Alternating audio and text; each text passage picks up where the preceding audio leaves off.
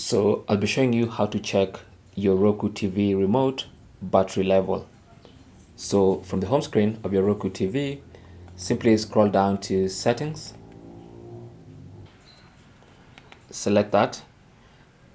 Under settings, scroll to remote and devices, select that, and then select remotes and select your voice remote. That's going to take you to the about page of your remote control.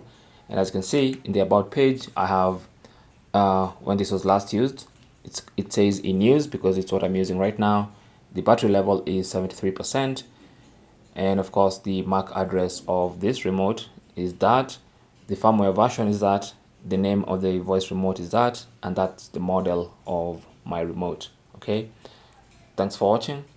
Comments and questions down below, and good luck.